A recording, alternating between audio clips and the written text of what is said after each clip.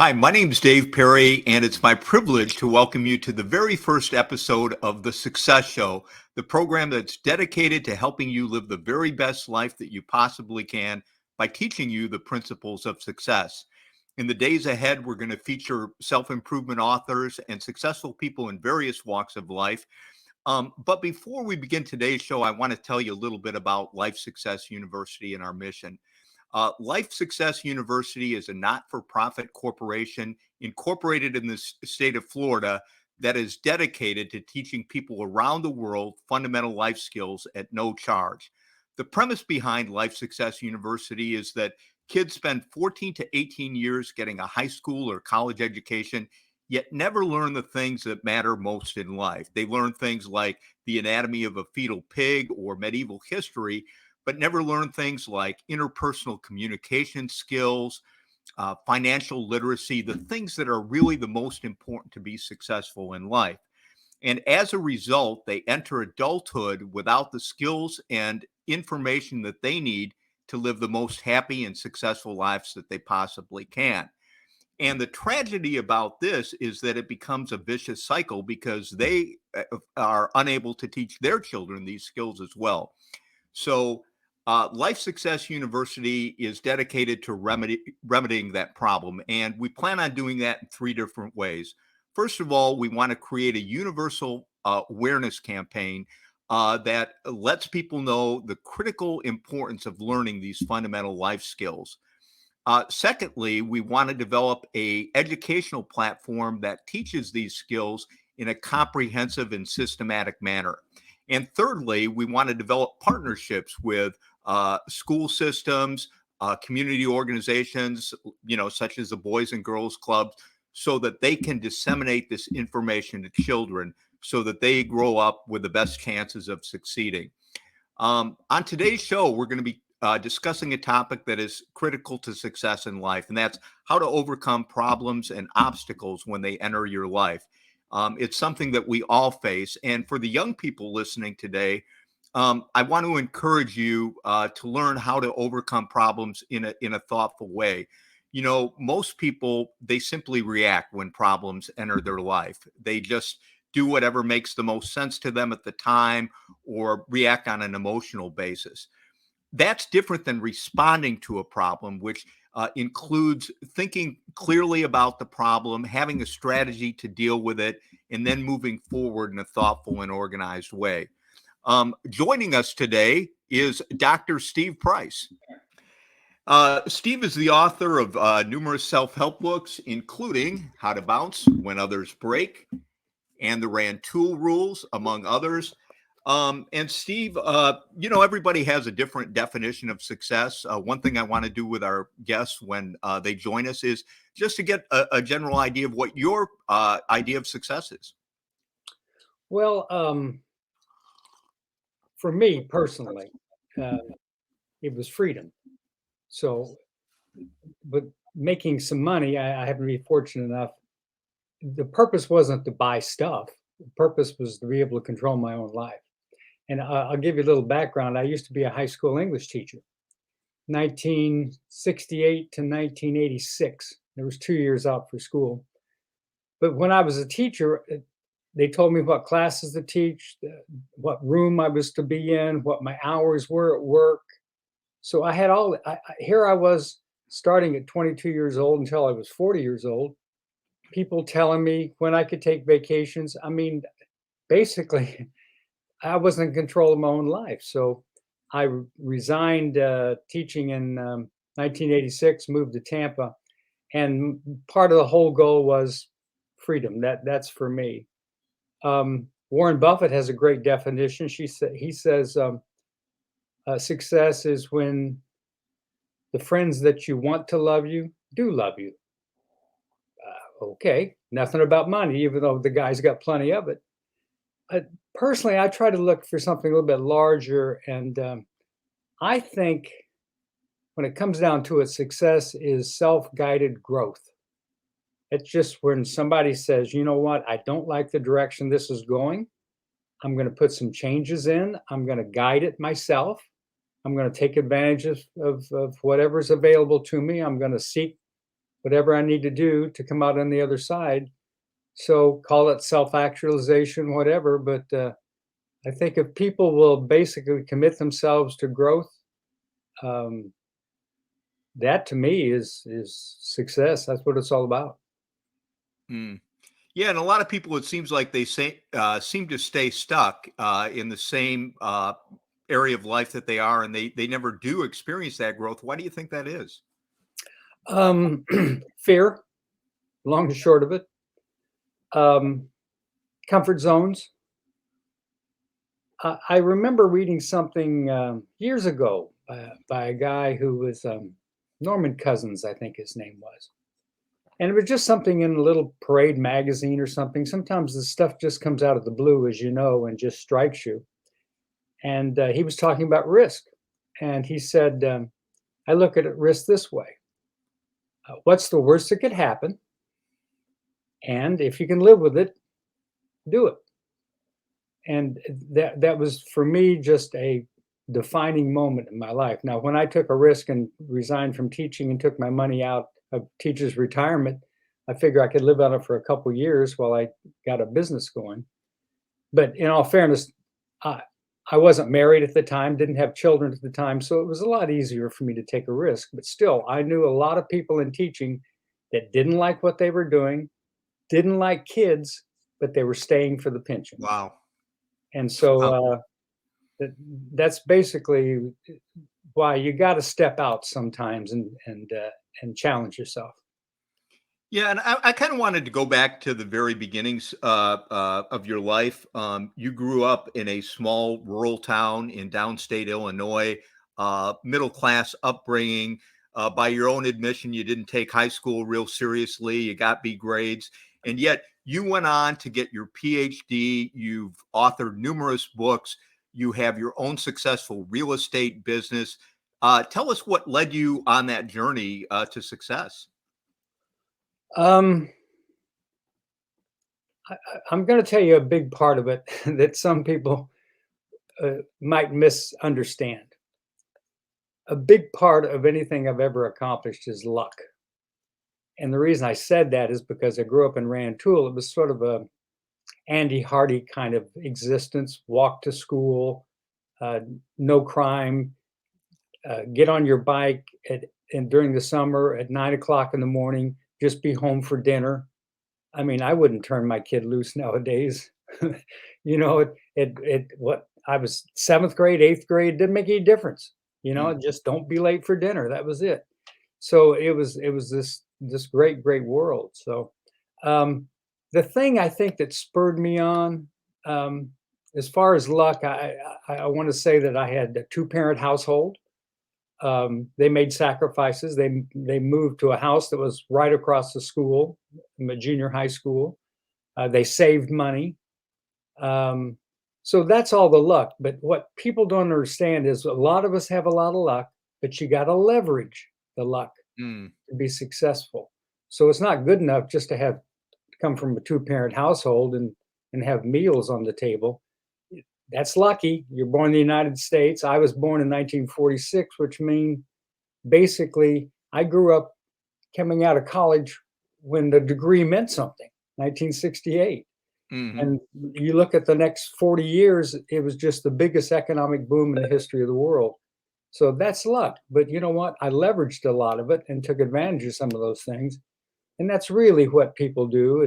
I think successful people do is whatever they've been fortunate enough to have, they leverage it. Yeah.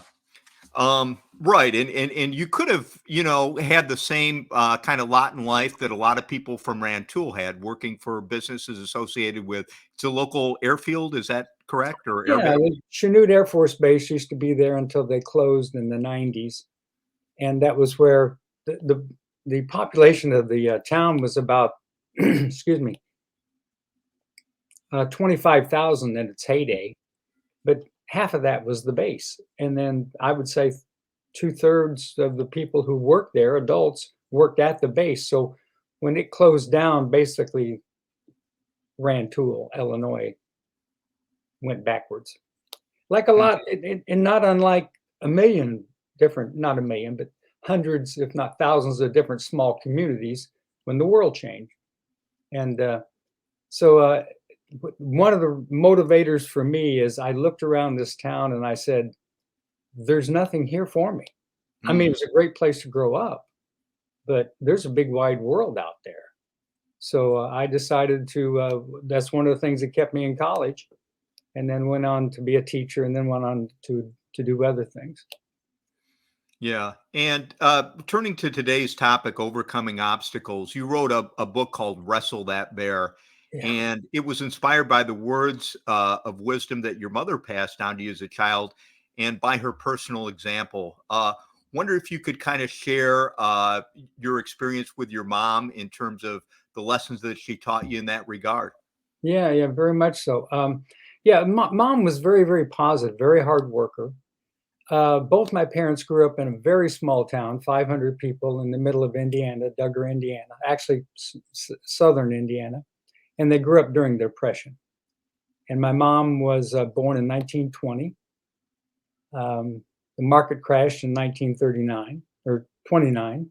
So from the time she was 9 until it was over with in 40 or 41, all of her childhood and early adult life was during the Depression. Same for my dad.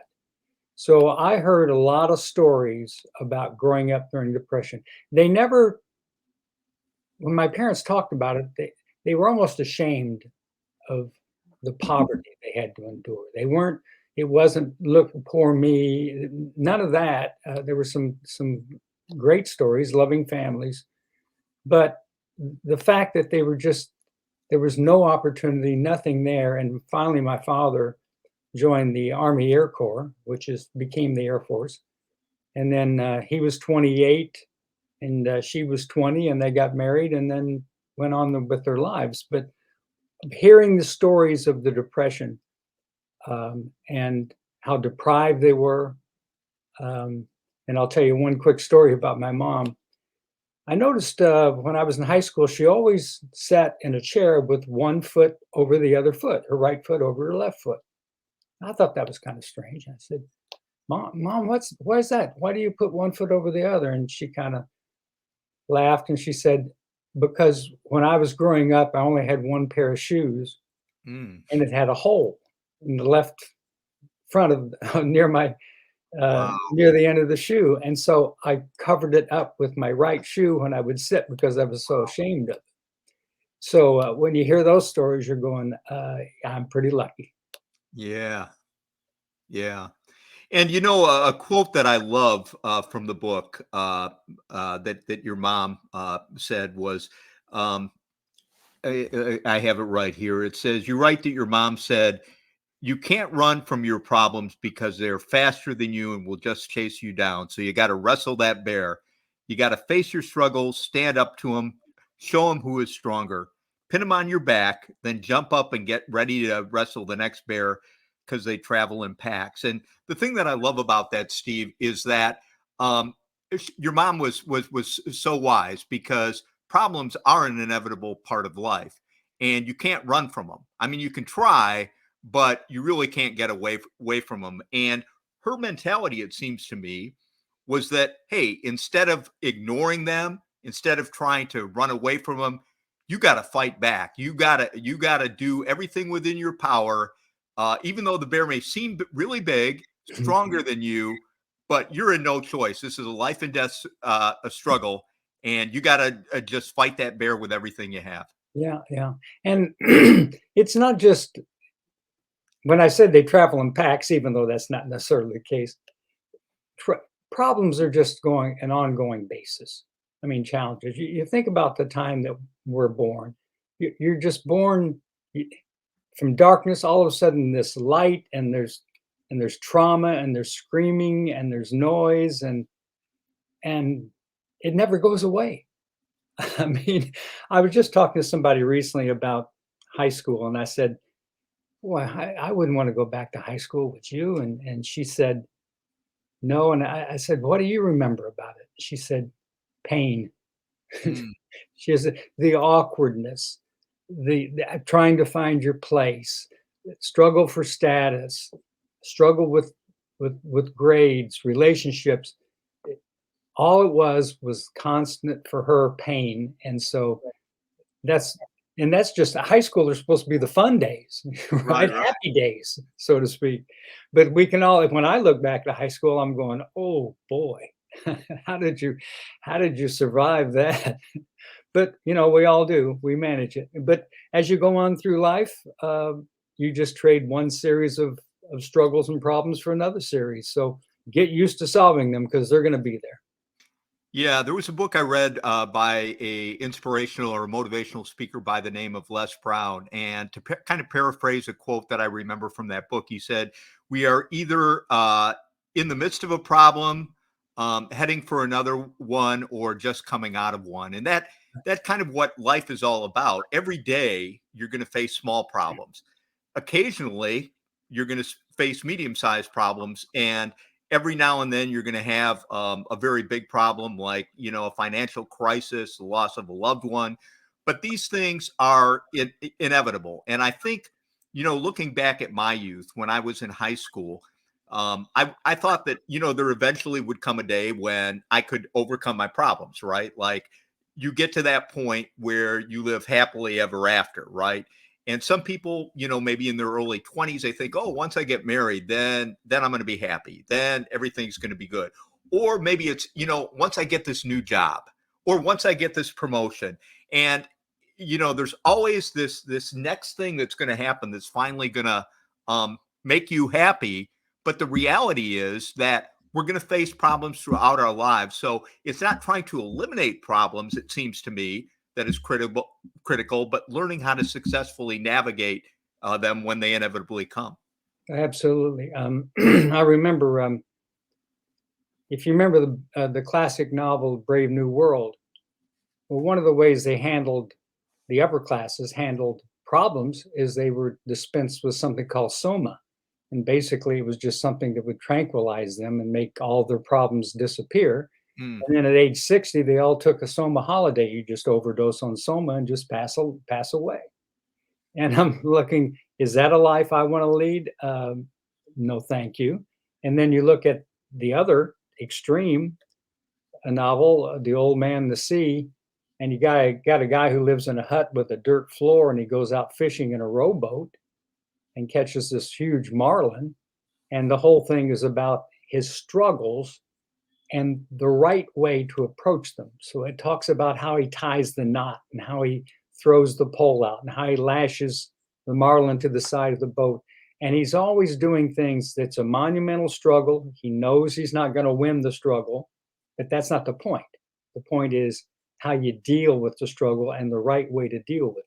And that's basically what strategies, that's where they come in handy is if you got problems, you can't ignore them. You got to deal with them. So how do we go about doing that? Because they're going to be there, like it or not.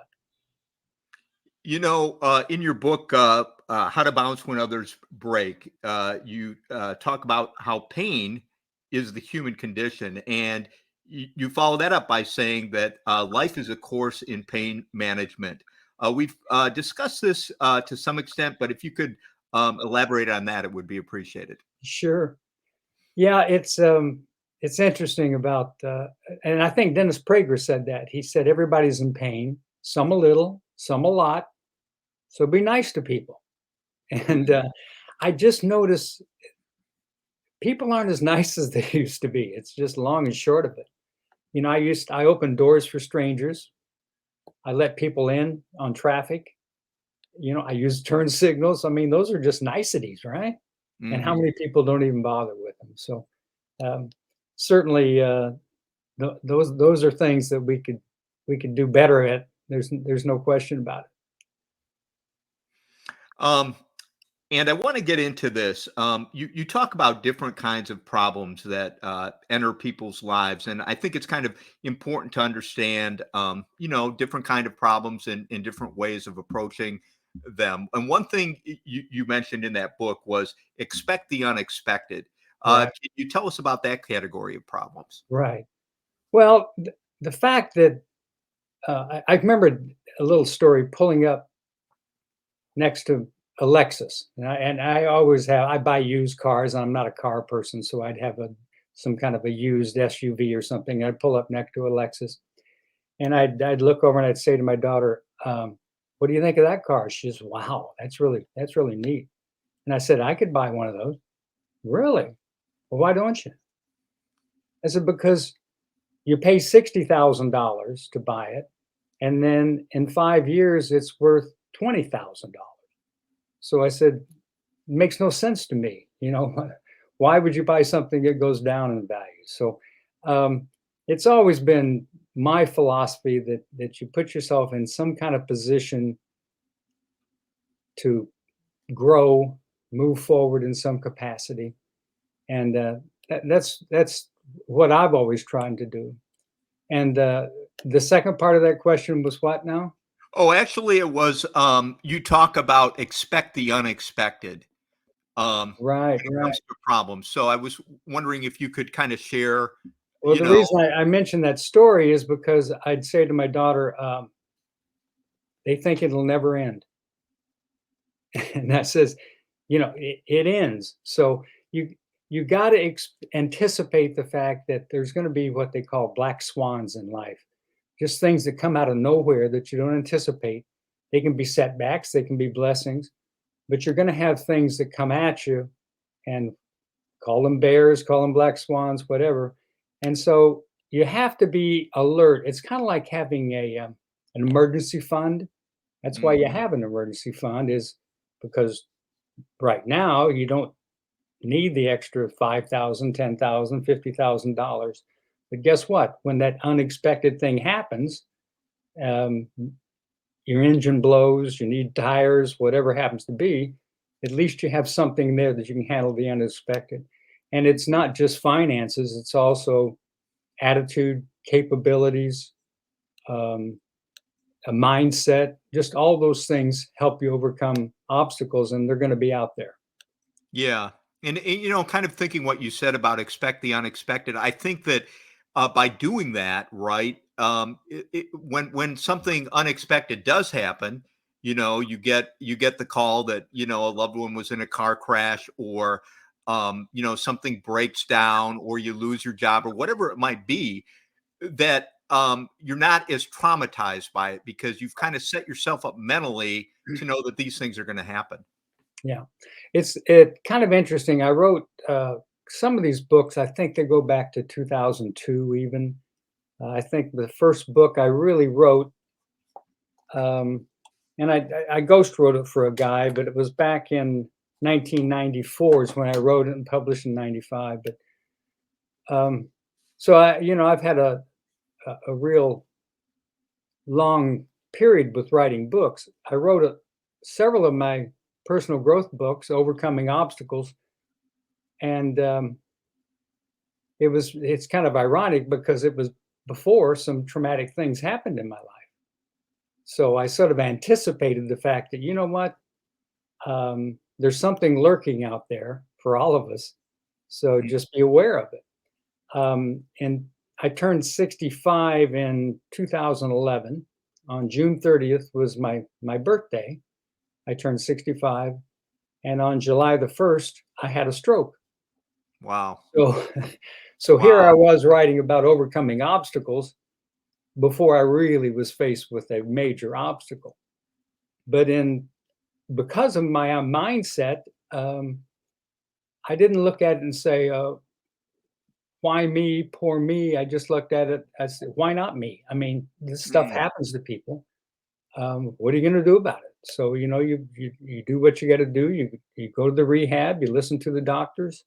You change your lifestyle a little bit. I was always active and those kinds of things, but you just continue on that. So uh, it to me it was kind of odd that I wrote books on overcoming obstacles before I was really smacked with a Yeah. couple. And then you're really confronted with practicing what you preach. Absolutely. As a matter of fact, one of the chapters in one of my books is take your own advice, because Mm. we're all good at saying, if somebody's gets a cancer diagnosis, which my wife and I are both cancer survivors, and you say to somebody, well, listen to your doctor, be positive, take care of yourself, gets lots of rest. You just go down this whole list of things that we would advise other people. Hmm. And when it hits you, you're going, "Oh, that's different." All of a sudden, Yeah. yeah, when you say to other people, "Don't feel sorry for yourself," well, try that on when you're the victim. Yeah. But those are all lessons that basically helped me overcome some of the challenges in my life. Yeah, and so we've talked now about unexpected problems that enter your life, like the stroke, which obviously was a huge surprise for you. Um, in one of your books as well, you talk about the need to learn to read the writing on the wall, Right. and in that particular case, these problems aren't so unexpected. It's kind of like clouds forming in the distance where a thunderstorm is coming. Right. And to my understanding, what you're saying is basically you need to get ahead of the storm and acknowledge that it's coming so that you can take the best action possible. Yeah. I know a lot of people are in denial. I do a lot of reading and across all kinds of venues, whether it's popular magazines, Architectural Digest, whatever happens to be, the newspaper. And so you come across all these stories. But I remember if you read widely, it'll help you sort of pinpoint some of the things that might be going on and maybe prepare. I'll give you a classic example. Blockbuster stores in 2004, they had 9,000 stores nationwide. Hmm. I think they have one now. Is that So they still have one? I think there's one someplace in Oregon or something that still stays open. But basically, people who worked in that industry or bought franchises, if they didn't have read the writing on the wall, they were in serious trouble because it didn't take long for the internet, basically streaming, cable TV, all dish TV, all those kinds of things to just basically put them out of business. So you have to read the writing on the wall. There's and a lot of people, I call it the garbage man syndrome. Mm, When I was growing up, there was a garbage truck, there was a driver, and then there were two guys on the back, one on each side, and they jump off and take care of the garbage cans. Then all of a sudden, there was a driver and one guy on the back. So you've got a loss of what, 33%? So one guy mm, was doing the job of two guys. He'd jump off and do everything. mhm, Now you have one driver and a mechanical arm, mm. right? So now you're down to one. So you've lost two-thirds of your employment. If you're driving a garbage truck, read the writing on the wall. What's going to happen in 5 years, 10 years, when all those are going to be self-driving vehicles? Then you got no garbage pickup workers, right? Yeah. They don't go on strike. They don't they aren't late to work. So everything's going to be totally automated. So it's 100% unemployment. And you can look at your own industry, whatever you're in, and look at the same way. And that's why I'm big on the trades. You can't outsource plumbing, you can't outsource a new roof, you can't outsource electrical. All those things, we're going to need those things. So college, I call it a bit overrated, but the trades, they're always going to be here. And I'm wondering, Dr. Price, why it is that people sometimes they do see the clouds in the distance, right? And they know they're coming, and yet they don't take action. A couple of examples, somebody that's developing a drinking problem, they can see that it's affecting their relationships at home. They can see it's affecting their performance on the job. Somebody that is in a bad relationship with somebody, maybe somebody who's abusive, and the person starts to be mean to them, or maybe they slap them once and then they continue to stay in that relationship. Why is it that people, when they see these warning signs, when they see the writing on the wall, why they don't take action? Well, most people don't like change. I have very good friends who happen to be conservative Republicans, and they've lived in the same. They're millionaires many times over, and they've lived in the same house with the same furniture in the same neighborhood for 40 years. and she's developed some back issues, and the stairs are hard for her. They got two-story house and a basement. It'd be so much easier to move to a ranch that has one floor, and it'd be easier for her to get around. They just hate change. And if somebody who's wealthy and successful and financially hates change, you can imagine the rest of us. Um, Fear, rationalization, Mm. um, don't be unknown, and all those things. I'm not trying to diminish them at all. They're scary. There's no question about it. Right. But at some point, you know, you got to take responsibility, take action, and that's all part of being an adult. Yeah, and it does seem to me in listening to you speak there, that it takes courage sometimes, and it takes getting out of a state of inertia because people are in a comfort zone, even if there are problems associated with that comfort zone. It's what they know. But really, to live the best quality life that you can, you got to be willing to show some courage, and you got to be willing to get out of that state of inertia, even though it's uncomfortable. Yeah, whether it's fitness, faith, family. I mean, it just goes on and on. All the things in our lives that are important to us, and you're either getting better or you're getting worse. So the goal is that's what self-improvement's all about. Self-guided growth is you're moving forward in areas of your life that are important.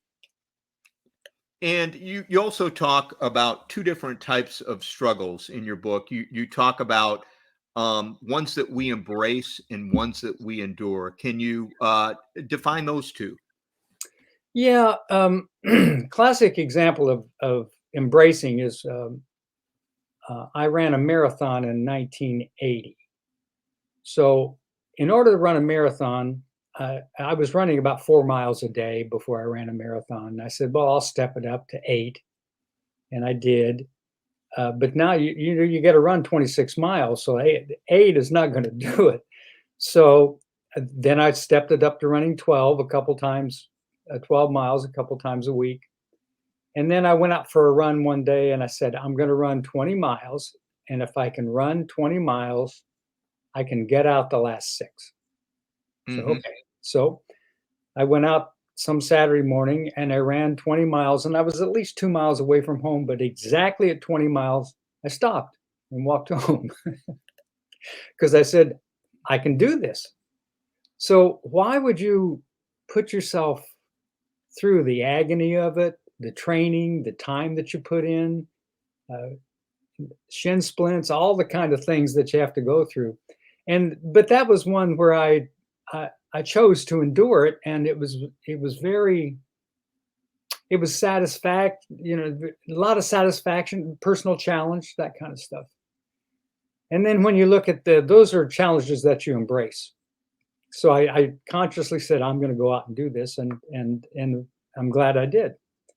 And then the things that you endure, I'll give an example of that. In 2020, I had a sore throat, and it was around Christmas time. And I went into the ENT person. They said, "Oh, here's some um, antibiotics, and you probably got a sinus infection." I took them, and the pain didn't go away. So finally, I changed ENTs, and the guy said, "We better." I've scoped. I looked down your throat a little bit. I see a suspicious spot on your tongue. There's probably nothing to worry about, but let's take a biopsy. So they did a biopsy, and it was cancerous. Mm. So the guy, I said, well, he says the good news is this is about 93 to 95% curable. So that was good. But he said, what you'll probably have to do is go through chemo and radiation.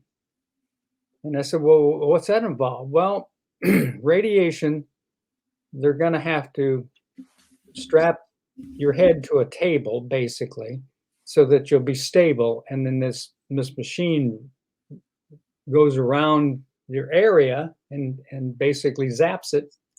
And then chemo will enhance that. And you're going, how much chemo? Well, you'll need every day for every 5 days for 3 weeks, 4 weeks, something like that. So that's something I had to endure. And I can remember before when the guy explained this, and I talked to my wife, and I said, I can't go through this. I said, I'm claustrophobic. I can't be held down. I said, it'd freak me out. And she said, fine. Then you'll die an excruciatingly painful, disfiguring death. And I said, well, when you put it that way, maybe I can do this.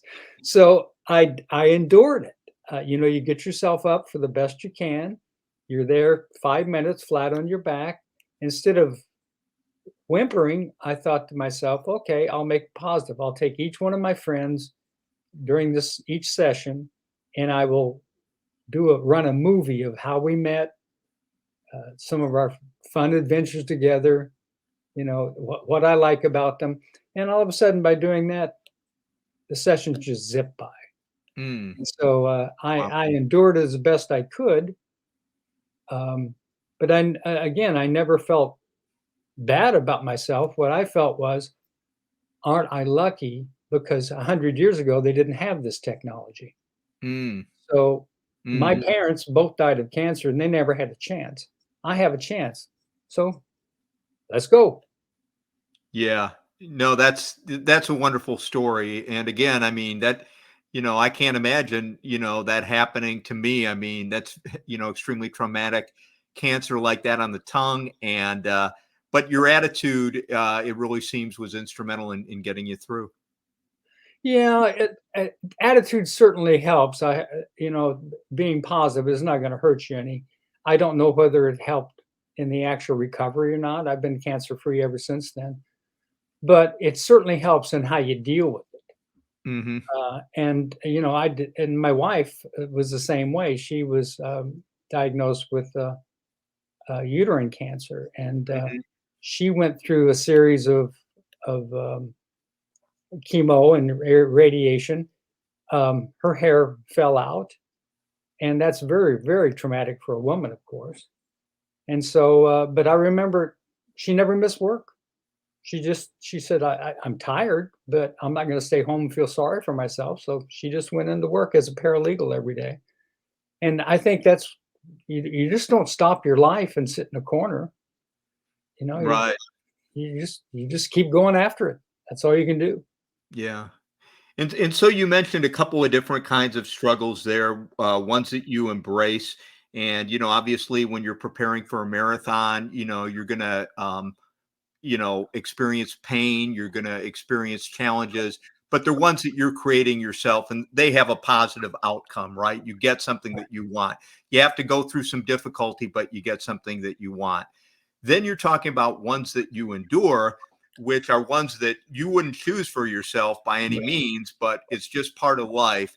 And you've got two choices. Either you can go through them with a negative mindset and complain and woe is me, or you can frame it in the best way mentally possible and be as proactive as possible in Right. addressing it.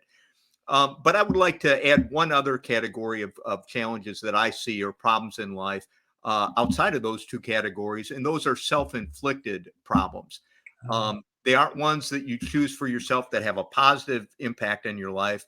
They aren't ones that come into your life that are beyond your control, but they're bad decisions that you make that end up causing problems. Substance abuse, gambling, spending recklessly. Could you address that category? Yeah. I think we're all at some level, and I don't exactly know all the reasons why, but I think it's at some time in our lives, we've all been guilty of self-sabotage. And where it maybe it's lashing out, maybe it's childhoods, maybe it's learned behavior, learned helplessness. I don't know all the reasons for it, but we all engage those at different times. And certainly, um, the kinds of struggles that we introduce into our own lives, um, it gives me uh, time to ponder it, because I look at so many people, especially young people, that are so out of shape Mm. and pre-diabetic and diabetic and all those very avoidable things. and I'm thinking, you can't be happy with yourself. Mm, And again, a lot of it just comes down to, I think, see the writing on the wall, look at yourself. And a friend of ours, my friend of mine, who was a teacher friend of mine, his name is Luke. And he was teaching with me, and on weekends we'd go out and have a beer or two. And we'd always, about once a month, we'd talk about taking inventory. You know mm. what? We need to take inventory here. Are we drinking too much too often? Is this something that we got a handle on?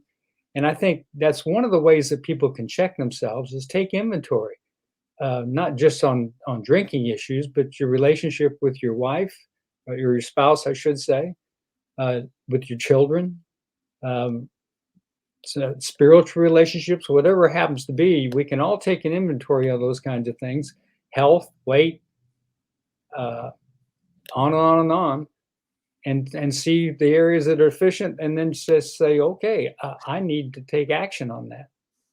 And that's where the gap is. It's a lot of people join fitness centers on January 1st with the idea of getting in better shape, and they just don't follow up and do it.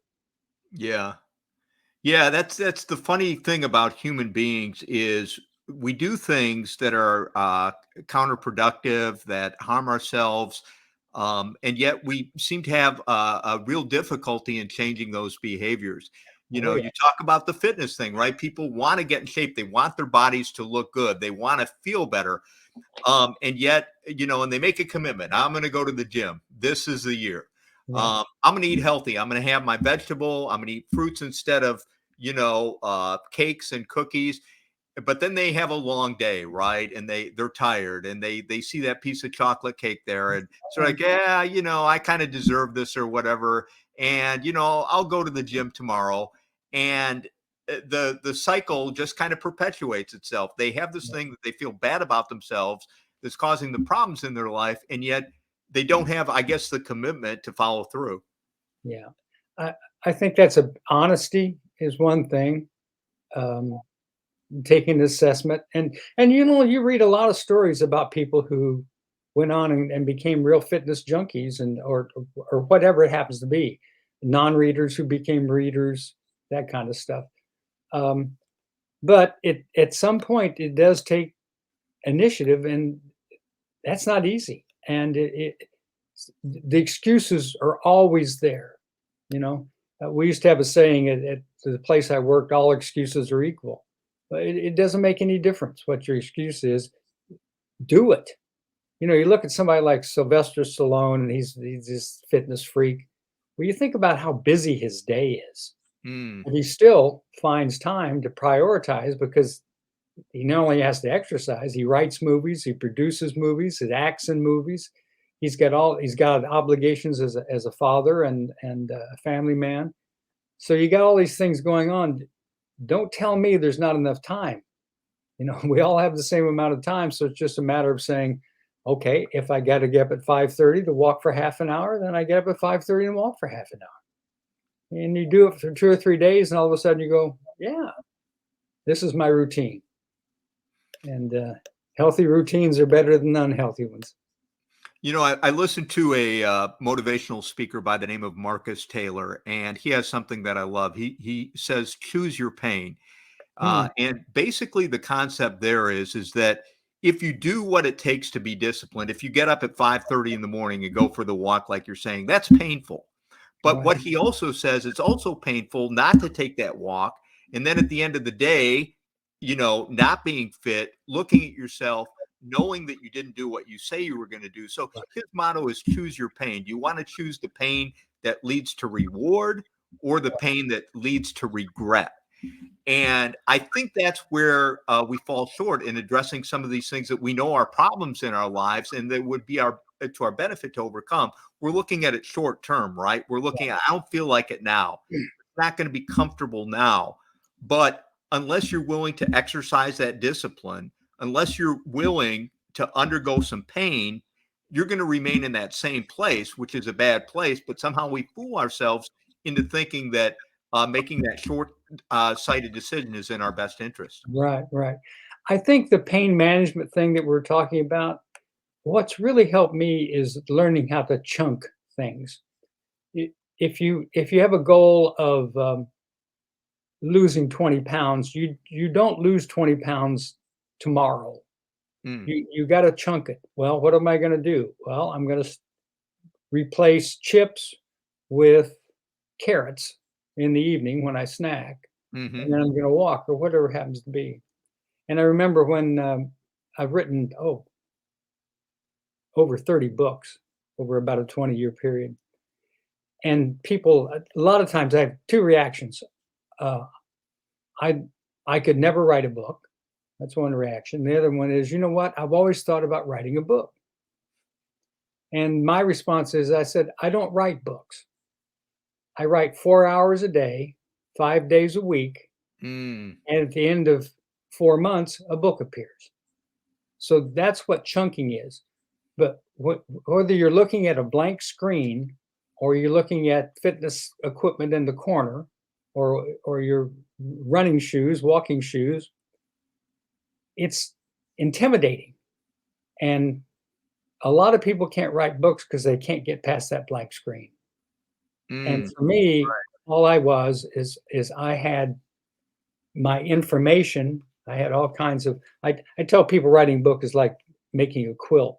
You have all these you have a theme, I'm going to make a star or whatever, and then you have all these little extra pieces of fabric, and it comes in the forms of facts. They might come in anecdotes, they might come in jokes, biblical quotes, whatever it happens to be, and you put all those are your scraps, and that all you do is you just basically quilt those things together into your pattern. And I always started a book with a title. That's all I needed. That was my thesis. mm. Once I got a title, I said, I can handle this. And then I chunked it down into anywhere from seven, like the seven habits of highly successful people, 7 to 12 different things. And I said, I can just break this thing down and then we're off and running. Mm. And I think that applies to basically every area of our life, whether it's spending more time with your kids, you can signal out the time, put the cell phone away. It's okay. You Yeah, can talk, right? right. No cell phones in the car. We're going to talk on the way to school. Just little things like that.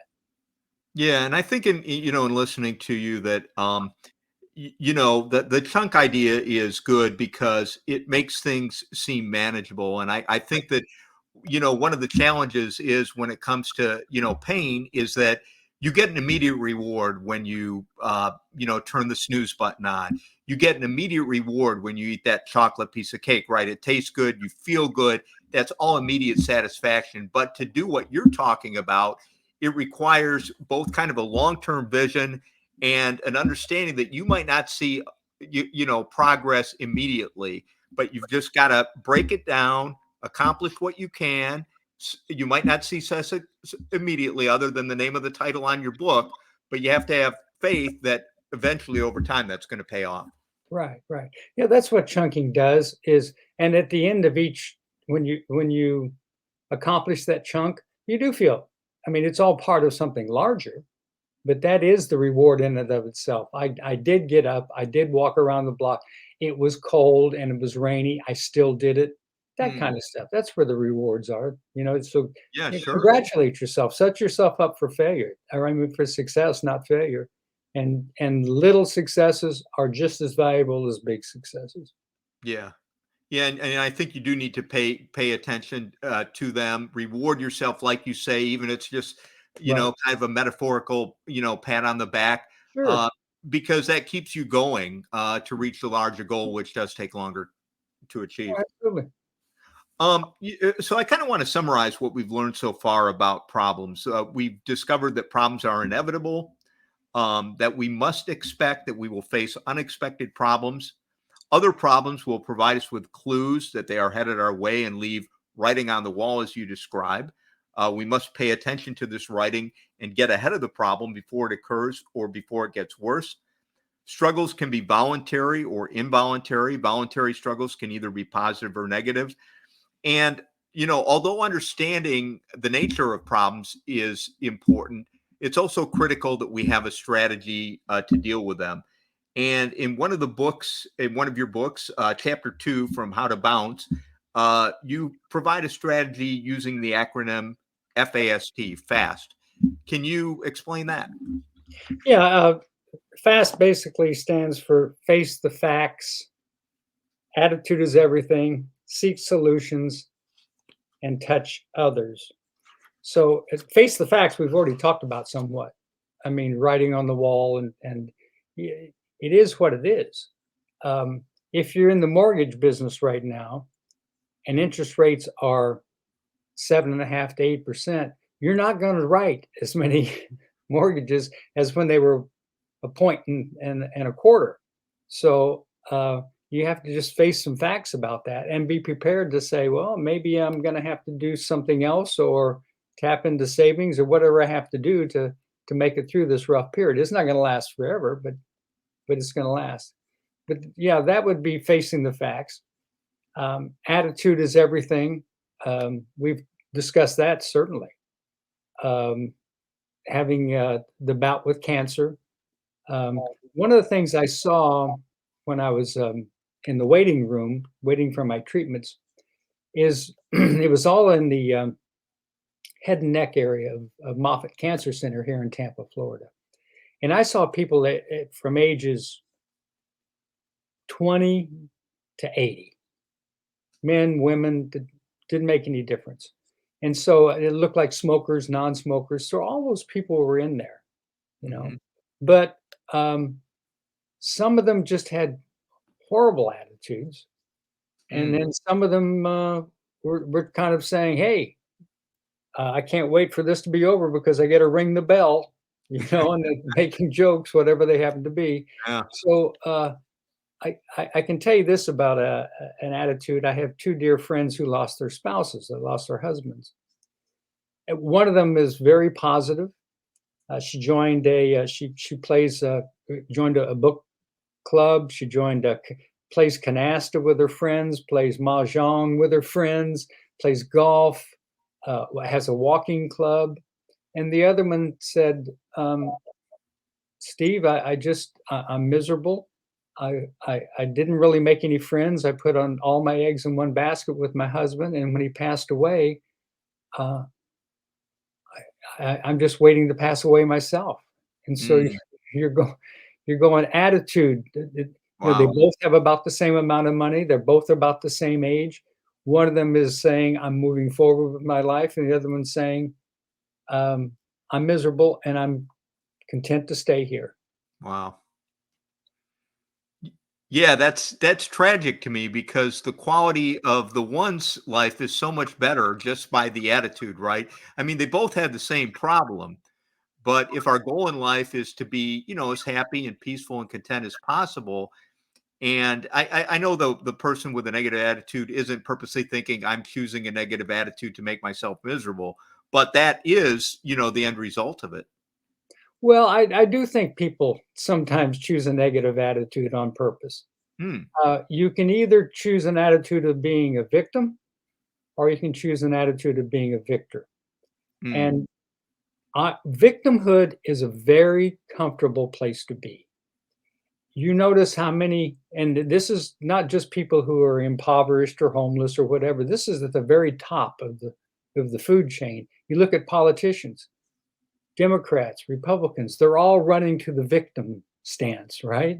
Hmm. You know, we're discriminated against. Christians are discriminated against. Whites are discriminated against.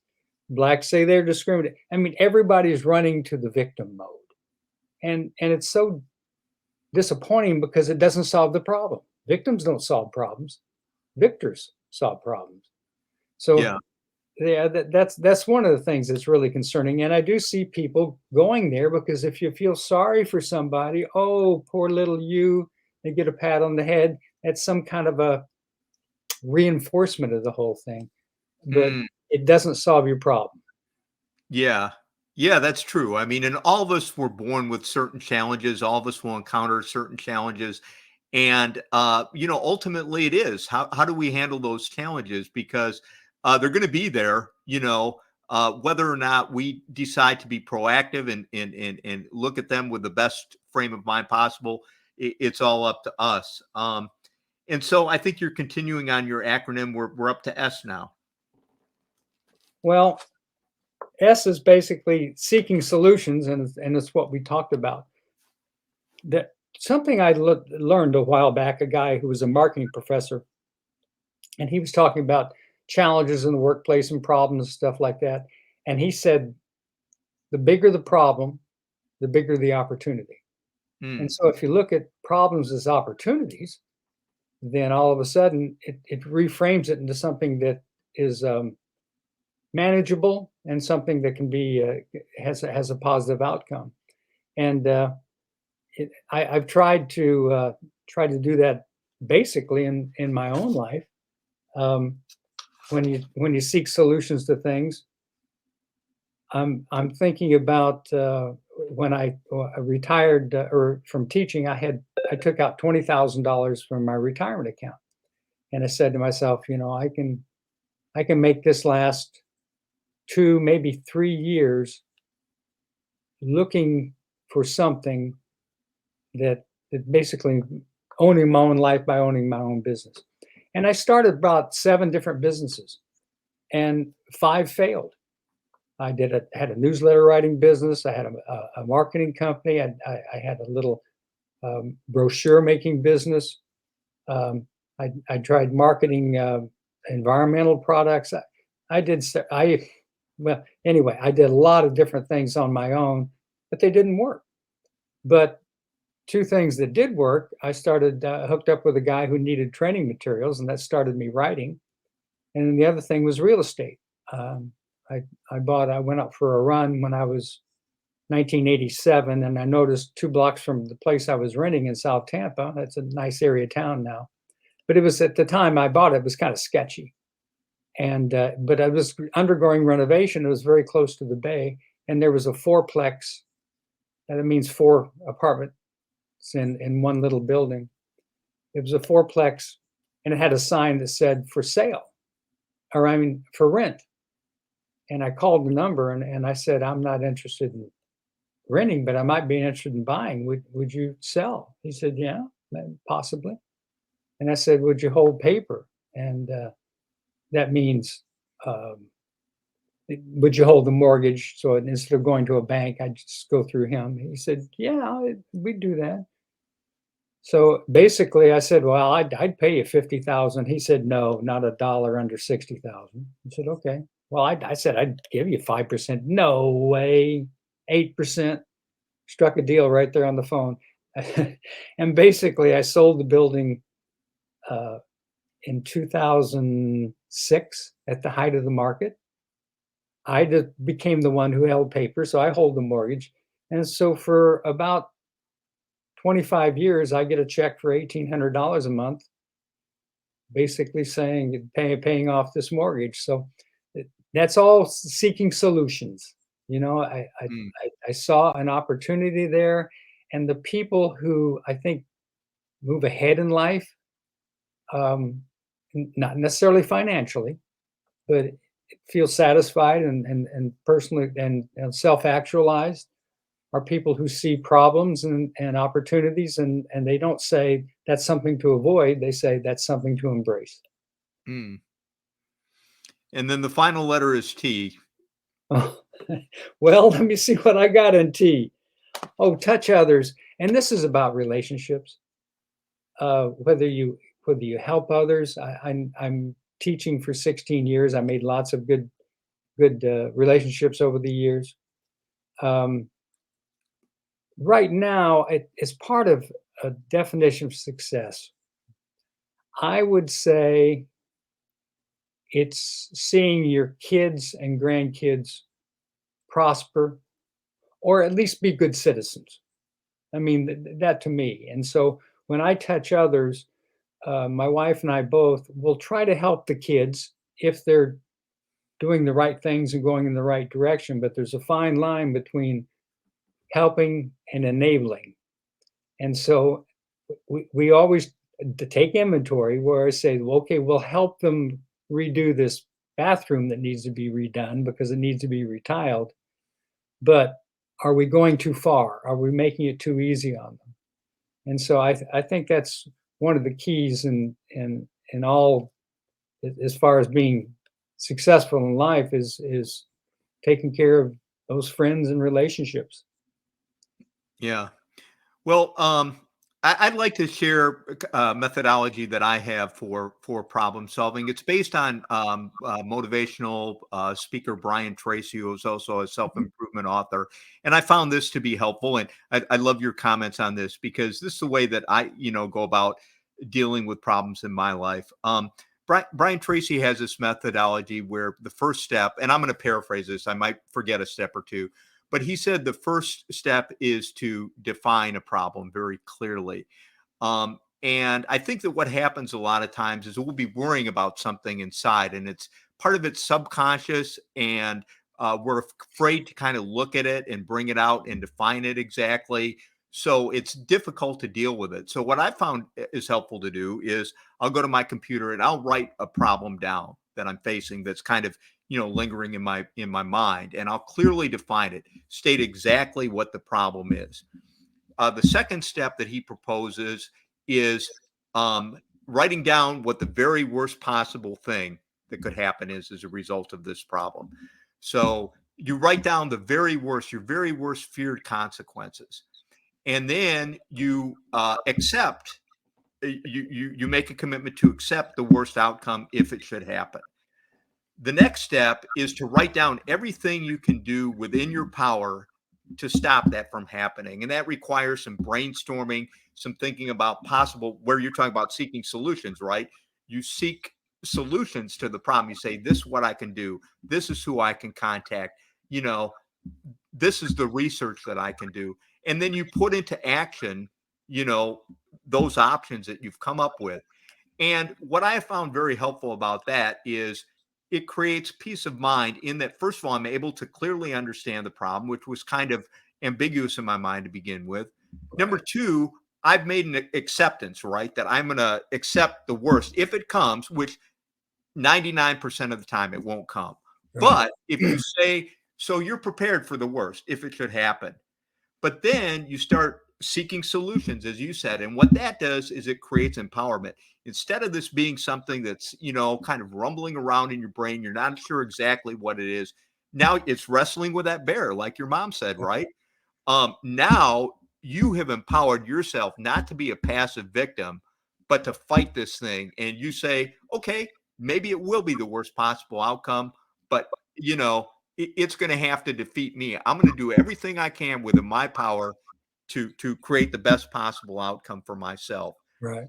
And I found that to be a very helpful methodology. And your comments on that? Yeah. Um, very, very much so. I'm not. I'm a goal setter, but I'm not. I've heard all this advice about writing down your goals and that sort of thing, and I think there's a lot of value in it. I've just never personally done it. But what you're saying is, when you have a problem, you start by defining it. Well, you go to the computer. I'm old school. I go to a piece of paper. So I take that yellow pad and I can't tell you how many times I've done the pros and cons thing to weigh a major decision in my life, positive and negatives. And when you put something down on paper, um, I think it calms you. Mm, I think it clears the mind. So instead of thinking fast, emotionally, knee jerk, instinctively, it makes you do what they call system two kinds of thinking slow. So you have to go to the rational mode, uh, mm, defining, chunking it, breaking it down. And then when you do that, it's not nearly as threatening. Uh, mm. Yeah. and then the other thing is sometimes in the process of doing that, you'll find out that the what you thought was the problem really isn't the problem. Mm, Sometimes it's something else. right. And I'll leave you on this one. I had a guy talking about, I heard on the radio, he was talking about he went through a divorce and he he said the cause was something so small. He just his wife asked him over and over again to put his dirty glass in the sink, and he'd always leave it on the counter. And she kept asking him, but he'd leave it on the counter. So he said the marriage eventually crumbled over what he said was this dirty glass, but it really wasn't about the dirty glass. Mm, It was about respecting your wife and her requests. Because mm, if you just totally ignore her requests, then you're ignoring her, aren't you? mm. And so I think part of writing things down, like you just said, and parsing them is you go, oh, here's the real problem. Yeah. Yeah, absolutely. Well, I'd like to conclude our interview with this. You are giving your best advice to somebody in high school, college, or maybe their early working career about overcoming obstacles, dealing with problems in your life. If you could do it in 30 seconds, what would you say to that person? Mm. Well, that would be a tough one, but I would say probably the number one thing that helped me most in my life is mentors. Mm, And if people are having problems, challenges at a young age, find somebody who's been through it and don't be afraid to ask for help. mm, Get advice. How did you do it? You came from the same neighborhood. Look at what you have now. I'm in that neighborhood. I want out of it. How do you do that? mm. And if you go to somebody who's been there and done that, and it can be an older person, it can be somebody at your own age, and don't be, when a mentor comes along, be open to it because you'll never know which one's going to help you the most. And I'll end with this. The guy who helped me most in understanding how to write personal growth books was 26 years old. I had a doctorate. He barely got out of college. Mm. Um, and he'd never written anything in his life. And so we started to write these books together, and he'd say, Steve, tell more stories. What do you mean? He says, it's boring when you go on and on and on about something. You got to stop and tell stories, tell a joke, tell a story, anything to break up the tension. Oh, here's another tip, Steve. When you say something good about somebody, use you. You did it. You did it. But when you have something to say about bad, talk about they. They did it. And then you're not pinning somebody down and making them feel bad. Mm. Write shorter books. Nobody reads anymore. So why write a 240-page book? You can write it in 100 pages, okay? Yeah. So all those little tips, and this guy was 26 years old. He had street smarts, but he didn't have any book smarts. And so basically, he became one of my biggest mentors because I didn't look down on him and refused it. I listened. I said, you know what? He's right. Yeah, and you bring up a really I love that, Dr. Price, because what you're doing is you're saying some problems you can try to work through them on your own, but soliciting the advice of other people, can help. And I think that's true for young people there that are listening or that may be listening. I would encourage you, if like Dr. Price is saying, if you're facing a difficulty in your life, there's somebody else that has faced that difficulty that can help guide you through the process. And you may be able to figure it out on your own, but why not get the wisdom and expertise of somebody who's been there? Well, Right. Dr. Price, I want you to thank you. I want to thank you so much for joining us here today on the inaugural episode of the Success Show. You are our very first guest ever. Well, I appreciate it, and I'm honored, and I enjoyed it. And again, this is all part of what we talked about, or I talked about, taking inventory. It allows you to look at your own life and do some reflection. And so there were some nice insights there for me, and tells me, okay, you got to step it up in some areas. But thank you again for the invitation. Yeah, thank you for being here. Thanks to everyone for watching, and we'll see you next time here at the Success Show.